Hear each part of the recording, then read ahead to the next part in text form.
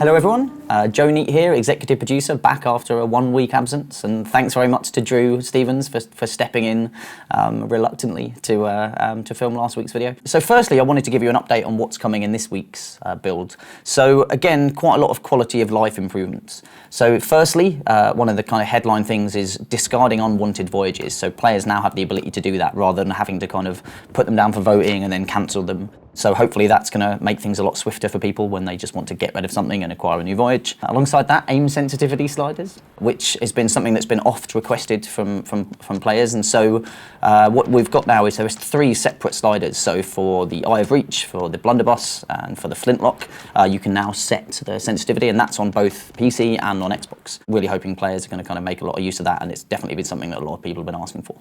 And then finally, colorblind accessibility. So really happy that we've done some work here on the X marks the spot maps. There's now a setting where if you go and change it, it will change from being this red X to being a kind of white one with a black outline, which we believe for people with red-green kind of color blindness, it will really help them identify those X's on treasure maps kind of up against, you know, the background and everything else. So really cool that we've managed to do some work on that. Really just a first step for us as we continue to improve our game from an accessibility perspective. So there's a lot more actually in this week's build, but those are kind of the highlights for me. Alongside that, I wanted to hit a couple of topics from last week, really. So one of the issues we had with last week's build was that handing each other kind of items underwater could result in a crash. So we rolled back, we kind of took that out, but then as we went through the week, we actually discovered that there was some more instability that had been introduced by some of the new features. And so we had a little bit of kind of unplanned kind of server and maintenance windows and everything, and we had to temporarily disable some of the features. We have turned on open and close cruise again. We have turned on the kind of hidden nameplates underwater. We're re-enabling the ability to hand resources to each other and stuff because we've solved that problem with the underwater crash. So yeah, really excited to get that back out to players. But it really proved to us that some of the work that we've been doing behind the scenes in getting ready to bring back Pioneer testing is something that we really want to focus on and accelerate, because it really helped us, especially kind of on the run-up to launch for Sea of Thieves. During our kind of insider program with Pioneers, we could get stuff out really early, we could test it, we could get a really good feel for if the kind of new stuff that was coming into the game was working, was stable.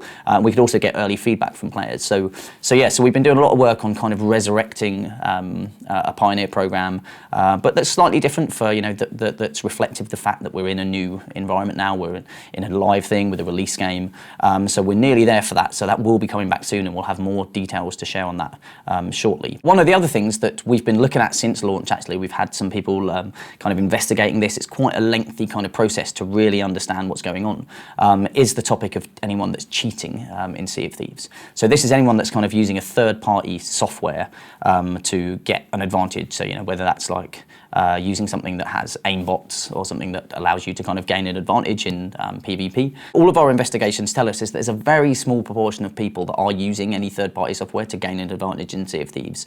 But really we're in the stage now where we're looking at the data, we can identify with kind of 100% confidence who is doing this, what kind of advantage they're getting, and so we're really just kind of finalising the details on that, and then we will be adopting what we've said before, which is a zero tolerance approach to this. So anybody that we can prove that is using third-party software to gain an advantage, we will be rolling out bans.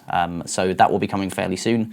We'll have more to share on that, but we're really just in the final stages. And you know, that will be anybody that has been using this since the start of Sea of Thieves, basically since Sea of Thieves launched. So yeah, it's a very small proportion of players, but like we've always said, we're going to have a zero tolerance approach to this. So we will have more information to share on that soon. And so finally, just a little bit about next week. So next week we released The Hungering Deep. So we obviously released our kind of teaser trailer that we accidentally called a trailer last week. We will name stuff better in the future. We're really excited about this. The team's working super hard on it right now as I record this video, just to kind of finalise the final bits of it. We're really excited to be bringing kind of new content to Sea of Thieves in this way. So there's a bunch of new features coming in this update. But we're running this kind of cool campaign around it where there's an NPC, Merrick, that you will have seen, who's going to be giving you a bit of kind of an introduction to this content that's coming and setting you on this kind of cool little quest to go and kind of uncover it. And there's going to be time-limited rewards and kind of cosmetics and everything else around this. And we're really looking forward to kind of how that goes down with players, how many people kind of get through it, how many people get the rewards. But then when that time-limited kind of campaign ends, all of those features that we've brought in, you know, the new AI threat and everything that's kind of supporting that, they're all kind of remaining in the world from that point on. And that's how we plan to approach the kind of campaigns and the content updates that we have kind of moving forward. But myself and Mike Chapman, our design director, will be recording a video this week, I think will be coming out kind of later this week, really talking about our plans in more detail about how we plan to approach kind of campaigns, how we plan to approach weekly events, because I think it's like super important to how we plan to run Sea of Thieves and grow and update it and evolve it, because you know, I think we're doing something a little bit different, but I think something that's really going to work for what Sea of Thieves is and the experience that we have.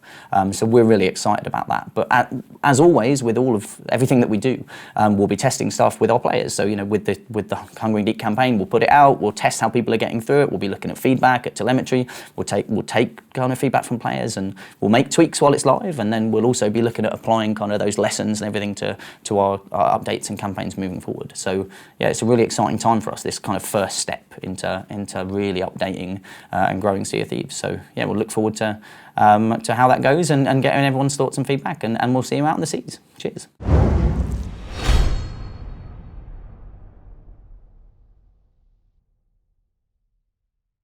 Thank you very much for watching. If you want to stay up to date with everything Sea of Thieves, then subscribe to our channel and click that little ship's bell for all those notifications. Cheers. Don't worry, I'll just wait here.